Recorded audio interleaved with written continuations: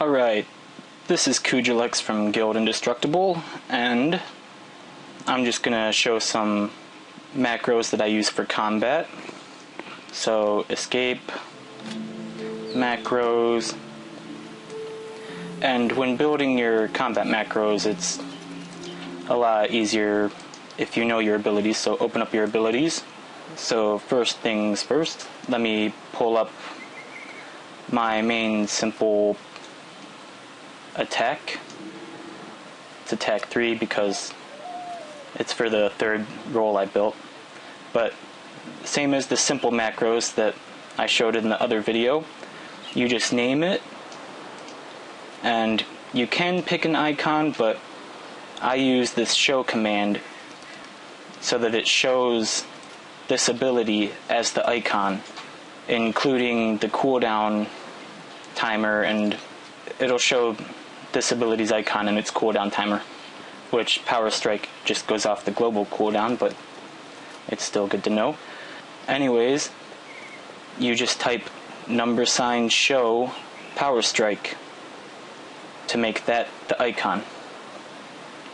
And then after that, I have, all in one word, suppress macro failures.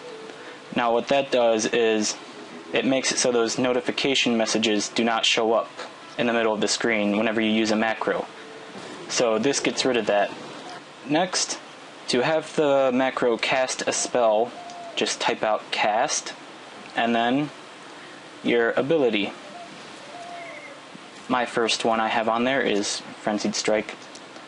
So Frenzied Strike is right here in the champion. But anyways, I took this spell, or ability, and just typed it in over here. Cast Frenzied Strike. Now the most important thing when building a macro, in Rift they don't work like some other MMOs out there. You have to push the button for each spell. So once you make the macro, it's over here. You take this, drag and drop on your action bar, and when you click it, it will cast the first one if available, and then you click it again to cast the next one, and then the next one. But when you push the button, it automatically picks the first one that's available, meaning whenever Frenzied Strike is available for use, it will use it. But Frenzied Strike only comes up, well, I can only use Frenzied Strike following after I deal a critical hit. So usually this situational ability would come up around right here, and you would have to click on it for it to use that ability. But with this, I just click it with this macro, my main attack button. And same with this. These are all situational abilities. In other words, Power Strike, which is right here, this is an instant spell with no cooldown time. You're going to want these spells and abilities to be last on the list, because since they don't have a cooldown time, it'll always use them whenever it's available. So if Power Strike was up here and I pushed the button, it would just use that over and over and over again. It would never get down to the next line because it doesn't cool down. It's always available. So you're going to want your cooldown abilities first. So say these all have a cooldown time. I would use Frenzied Strike, and then that's on cooldown for example 10 minutes. And then I use the next ability, that's on cooldown for maybe 20 seconds. Next ability, cooldown.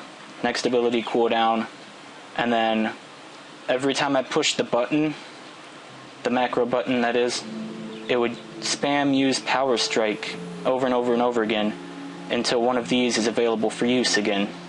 Which is basically how this macro works, because these abilities only come up during certain times when something happens in combat. So every time I push the button, it'll just use Power Strike, and then if I get a critical hit, it'll use Frenzied Strike automatically, and then go back to Power Strike. And then if someone parries my attack, it'll use Inescapable Fury, and then go back to Power Strike. But anyways, that's how that works. This is my simple building macro. Now, you can have 25 lines in one macro, and you can potentially put like all of your cooldown spells in here, but that's really not a good idea because spells still do take time, and there are some spells that you don't really need to use. But you want to have like your main cycle here, and this is what I have for my simple building attack. And then for my finisher, I have this, show Strike Like Iron. So it'll show the cooldown of Strike Like Iron, which this has a cooldown of 12 seconds. Let's see, it's over here, Paragon, Strike Like Iron. Has a cooldown of 12 seconds, and the buff lasts 12 seconds, so that's perfect. When I use Strike Like Iron, that'll be on cooldown for 12 seconds, and while that's cooling down, it'll use Fiery Burst, and then once this buff runs out, the next time I use the macro, it'll put Strike Like Iron back on, and then continue using Fiery Burst. And up here I have Death Blow, which that only hits if the enemy I'm targeting, if his HP is less than 30%. So if it's over 30%, it'll go to the next one, Strike Like Iron. When that's on cooldown, it'll go to this one. Which, by the way, since I'm in here, I kind of want Death Blow after Strike Like Iron, because Strike Like Iron is what I want to keep up at all times. It increases my attack power by 50%. So I'm going to save that. Once you have your macro done, save. It'll be over here in your list of macros. Drag and drop on your action bar. Now I also have one for my buffs. All of my buffs have a cooldown time. So these are the 4 main buffs that I have on at all times. I'll just click the macro button and it'll cast Wave the Mountain. That's on cooldown for 10 seconds. Cast this, then cast this, and then cast this, and I'm all buffed up. All on one button, right here. Just click that.